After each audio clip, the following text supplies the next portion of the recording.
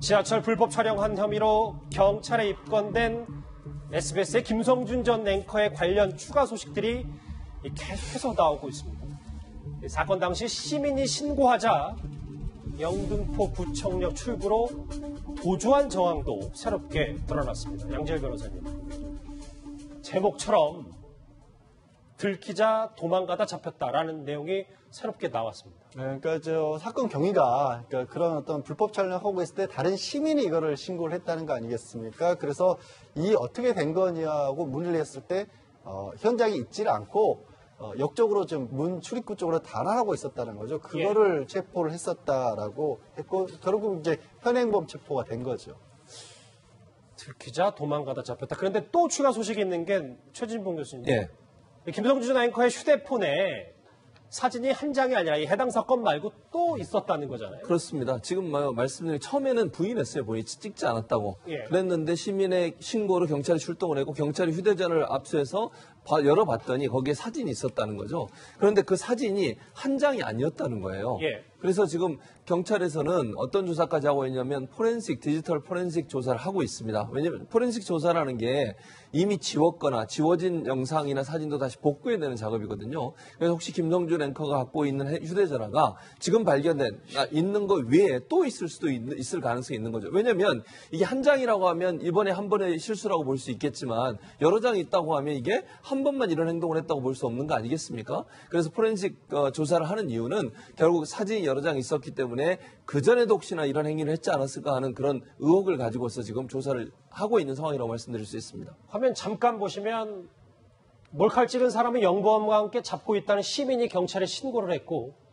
그래서 30분 뒤에 김성준 씨가 현행범으로 체포가 된 겁니다. 양재열 변호사님, 저희가 단정은 지을 수는 없는데 만약에 휴대폰에 사진이 더 있었다면 앞으로 어떻게 되는 거예요? 지금 말씀하신 것처럼 단정일 수 없다는 얘기는 이제 포렌식 수사를 하는 거는 통상적인 절차입니다. 이런 사건에 있어서.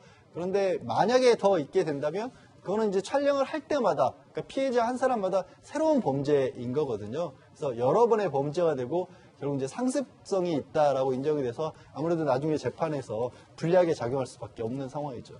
재판에서 불리하게 작용할 수밖에 없다. 이 술 취한 상태에서 이렇게 어이없는 실수를 저질렀던 김성준 전 앵커 과거의 발언에서는 술 마시고 범죄를 저지르는 이 주치 감경에 대해서 단호한 입장을 내비쳤었습니다. 그때 목소리 한번 듣고 오시죠. 상식적으로 생각할 때는 오히려 사람들이 술을 마시면은 오히려 정신도 좀 혼미해지고 그렇습니다. 오히려 범죄를 일으킬 가능성이 높기 때문에 그렇죠. 그걸 알면서도 술 마시고 범죄를 저지른 사람은 오히려 더 가중처벌해야 되는 것 아니냐 이런 의견도 많았거든요. 상식적으로 주치감경은 말이 안 된다 생각을 하고 있었는데 참 부메랑인 단어도 떠오르고 말이죠. 조수진 부장. 네. 저 말고 SNS를 통해서도 상당히 이 주치감경, 술 취해서 일어나는 범죄에 대해서 상당히 단호하게 얘기를 했었더라고요. 그렇습니다. 이 방송을 해서 얼굴이 알려진다는 게 얼마나 무서운 건지 오늘 다시 좀 여실히 깨닫게 되는데요. 이 주치감경제도에 대해서 과거에는 오히려 술을 마시면 정신이 혼미해지고 범죄를 일으킬 가능성이 높기 때문에 상식적으로 주치감경은 말이 안 된다. 이렇게도 SNS에 또 썼고요. 예. 또 몰카 범죄에 대해서도 쓴 글이 있더군요. 몰카 범죄에 대해서는 몰카 가해자에 대한 처벌이 가볍다는데 동의한다면서 그 고통이 얼마나 큰데 벌금 내고 나온다. 이건 좀 아닌 것 같다. 이렇게 지적을 했는데 본인이 몰카와 관련된 문제 때문에 옷을 벗고 이렇게 좀 과거의 바람까지 낱낱이 지금 알려지고 있습니다. 어제 최진봉 교수님. 네.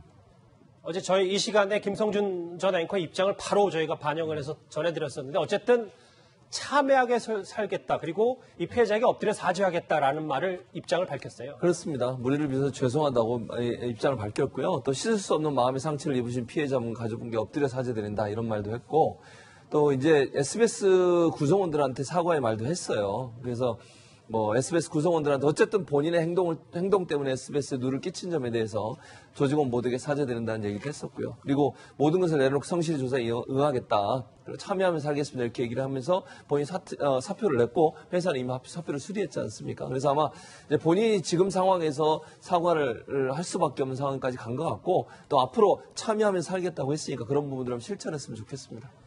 자, 들키자 도망가다 잡힌 앵커, 저도 한 프로그램을 진행하는 언론인이지만 참 많은 생각이 드는 이슈가 아닌가 싶습니다.